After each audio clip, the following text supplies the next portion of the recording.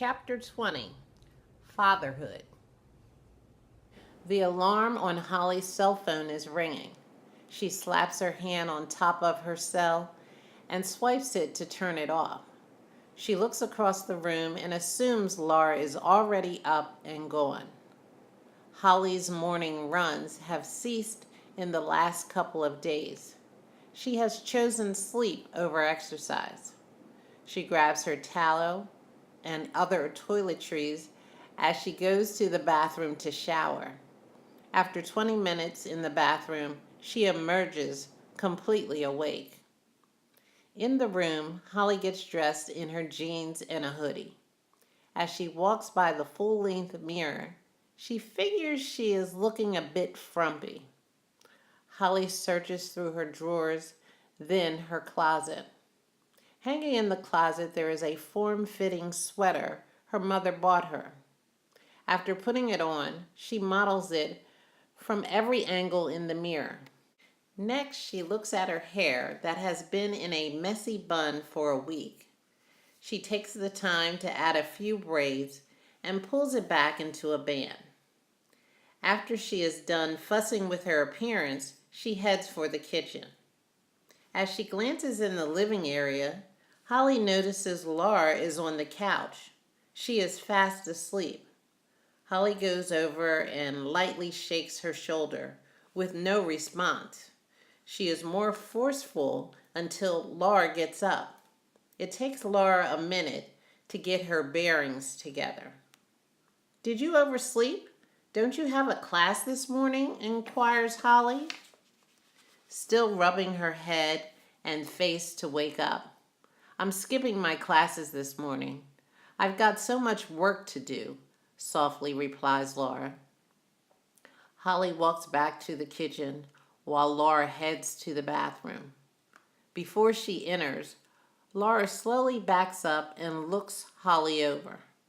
"What's up with you? Why are you all dressed up and your hair all did?" jokes Laura. "No reason. I just thought I'd freshen up a bit," replies Holly. "Yeah, right," responds Laura as she goes into the bathroom. "By the way, say hello to Jamal if you see him."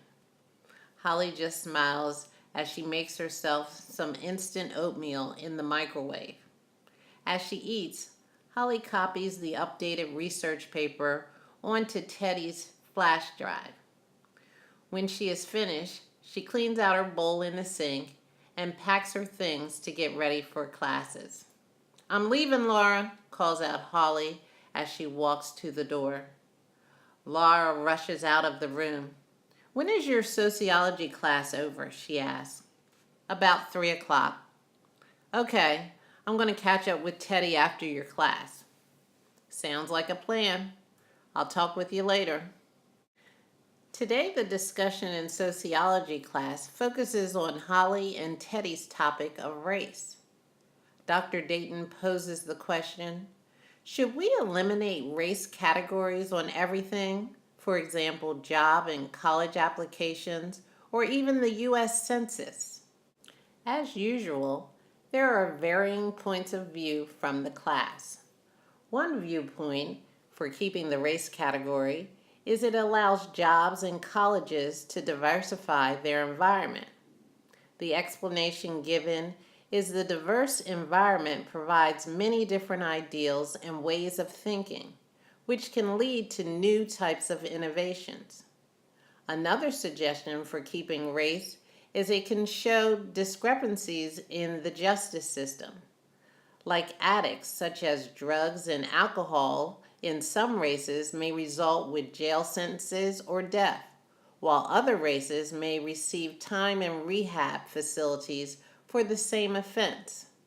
Still, another student believes it is useful to have race categories for genetic and medical reasons. On the other hand, race categories can be used to discriminate, so the view was it should be eliminated. An example was given of a white guy applying to a Chinese restaurant, not being hired because of his race.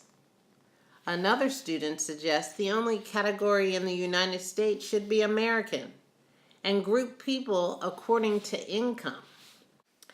Teddy interrupts and adds his personal experiences of not being picked for a team for neighborhood basketball and the assumption that he could not rap because he was white.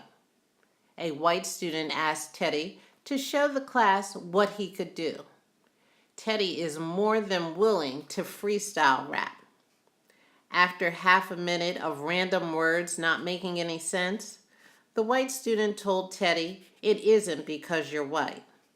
Then that white student began to rap, totally dissing Teddy's rap, and the class began to bop their heads to his beat and applauded when he was done. Teddy had to agree. That guy was good, and he wasn't. After the freestyle rap session stopped, Freddie gets the class back on track and brings up another aspect with regards to the Hispanic category. There are many ethnicities within it, such as Mexican, Puerto Ricans, Cubans, and Salvadorians. The class is completely engaged in the discussion when time runs out. Dr. Dayton reminds the class research papers are due next week. As the class leaves from the room still discussing today's topic, Teddy sees Laura across the hall. He walks over to talk with her while the rest of the class heads down the stairs and out of the building. As he stands close to Laura, she can smell some alcohol on his breath. She lets him know the results of the test, and he is ecstatic. He kisses the top of her forehead, and they walk out of the building together. Laura heads to the media center, and Teddy is grinning all the way back to the fraternity house. When he gets to the house, he bursts through the doors loudly. Two of his fraternity brothers are sitting on the couch. He invites them to join him for a drink. The two look at each other and let Teddy know it is kind of early to be drinking. It is only 3:20 in the afternoon. Teddy's response is, "It's 5 o'clock somewhere." The three laugh and go into the kitchen. After a few minutes, the two fraternity brothers leave. Teddy went out into the living room area and sat on the couch with his feet on the table.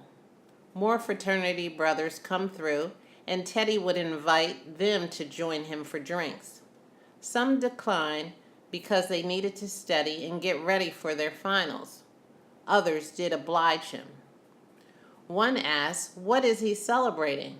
To which he informs them in slurring his words, "I am not a father, and I am not my father. Thank you very much." Teddy is in the mood to party, so he cranks up the music on his iPhone and attaches it to the speakers in the living area. His buddy Cho comes through and hangs with Teddy for a while before he leaves. Teddy is disappointed and starts to insult his friend. Cho realizes he is a little drunk and ignores him. Teddy continues to drink. After a while, he goes into the front yard and starts throwing beer cans at cars driving through the neighborhood. A neighbor calls the police about the disturbance. Holly is at her apartment, setting up her laptop and books on the kitchen table.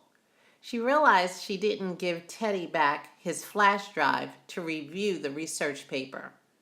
Holly decides to make some more changes to the document before letting Teddy review it and make his changes.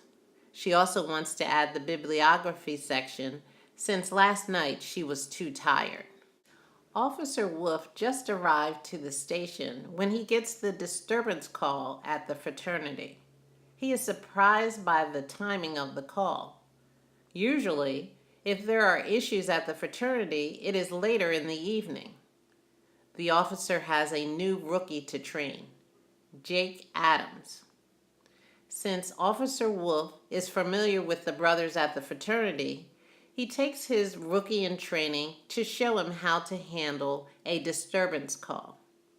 On the ride over, Officer Wolf explains that most domestic disturbances involve alcohol.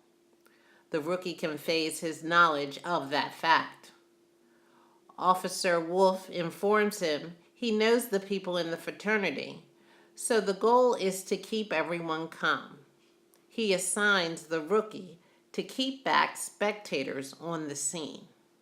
When Holly finishes her updates and the bibliography, she saves a new copy of the paper to Teddy's flash drive.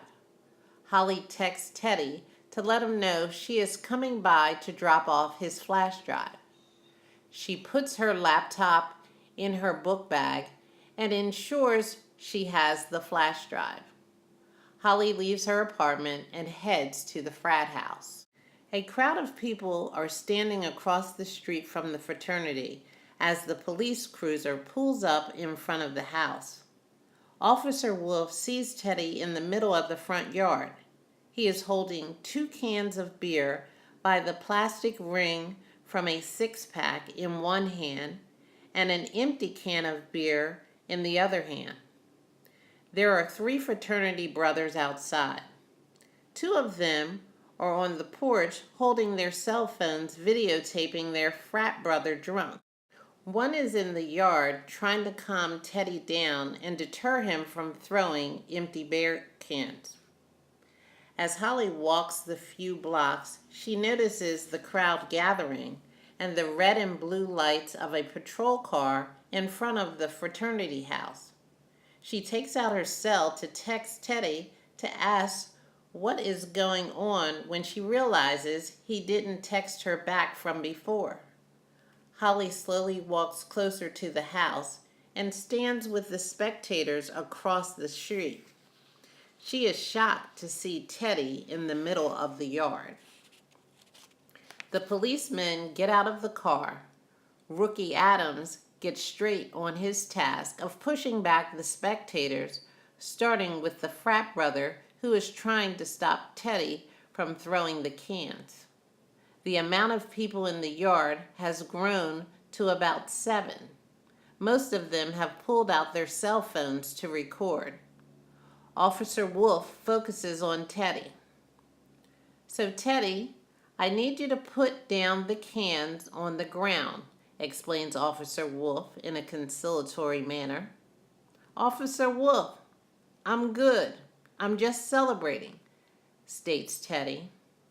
"Teddy, I need you to put the cans of beer down and tell me what you're celebrating," repeats Officer Wolf in a slightly more demanding tone. After instructing onlookers to stay back, Rookie Adams comes up to assist Wolf with Teddy. He stands to the side of his training officer. Teddy places the empty can on the ground. "What I'm celebrating is," slurs Teddy. "Teddy, I still need you to put down the other cans in your other hand," orders Officer Wolf. "Teddy, what's going on?" calls out Ethan as he comes up on the scene, dropping his gym bag. "Hey, Ethan," slurs Teddy. "Ethan, I need you to step back," instructs Officer Wolf. Rookie Adams points to Ethan to move back. Ethan looks at his friend and then listens to the officer. Ethan walks back and bends down to pick up his gym bag. There is some clicking noise and then buzzing noise. Teddy drops the 2 cans of beer on the ground. He touches his body to see if he has been shot. Teddy looks up at Officer Wolf, who is staring at his rookie in disbelief. On the ground, off to the side and slightly behind Teddy, is his friend. Ethan is on the ground, shaking with taser wire on the left side of his chest, leading back to Rookie Adams' taser gun. There is a gasp by everyone in the vicinity. For about 10 seconds, there is deafening silence. From Officer Wolf's panoramic view, he could see the shock of everyone quickly changing to anger from the other fraternity brothers and every bystander. He quickly solicits Cho and another fraternity brother to keep their people calm while he calls for help and attends to Ethan, who is not moving on the ground. Holly calls 911 from across the street along with several other students. She then calls Destiny, who is in her dorm room studying for finals. Holly explains what is going on, and Destiny makes her way to the fraternity house. Meanwhile, Teddy is just sobbing next to his friend. The scene is very chaotic, but a similar question is being mumbled about. Why did he tase Ethan? It didn't make any sense. Some students are becoming more vocal. Officer Wolf instructs his rookie to stay close to him and Ethan, who is still lying unconscious on the ground. Fortunately, the ambulance and backup officers arrive within 5 minutes. Teddy tries to go in the ambulance, but he isn't allowed.